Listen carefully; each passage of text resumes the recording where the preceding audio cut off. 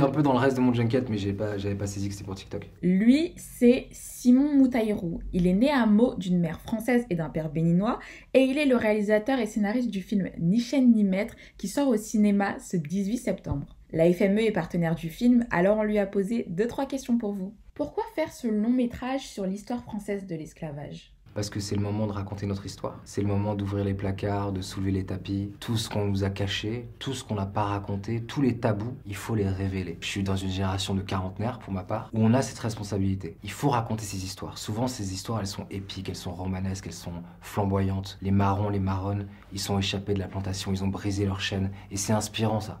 Ça nous inspire au présent. J'ai voulu faire ce film aussi pour la génération qui vient après moi. Cette génération qui est si engagée, plus engagée que nous, parce que on n'a pas grand-chose à leur apprendre, mais on peut leur donner ce terme de marronnage. Marronner. Quand on est face à une oppression, on peut toujours dire non, on peut toujours s'en affranchir. Il y a 4 siècles, il y a des hommes et des femmes qui ont fait face à la pire des oppressions et ils ont eu le pouvoir de dire non. Est-ce que c'était difficile de parler d'esclavage dans le cinéma français? En fait, j'ai eu l'idée du film il y a 15 ans et j'avais intégré la difficulté de monter un tel film.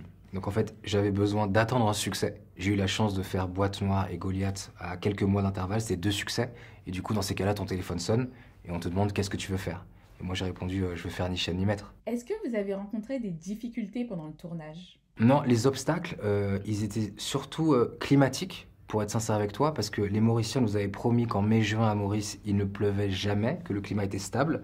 On a eu des ouragans, des cyclones, confinement à cause du cyclone, coulées de boue, des jeeps qui s'enlisent, des grues qui se retournent, enfin bref. C'était vraiment le chaos, mais ça nous a soudés. J'ai un vieux de la vieille technicien de mon tournage qui me disait, tu sais Simon, j'ai jamais vu sur un tournage autant de pleurs, autant de fêtes et autant d'histoires d'amour. Parce que je pense qu'on était tellement dans la galère, tellement dans la boue, qu'on avait besoin de se rapprocher les uns les autres et d'être soudés. Et je suis heureux parce que cette galère-là qu'on a vécue ensemble, je crois qu'elle transpire un peu à l'écran.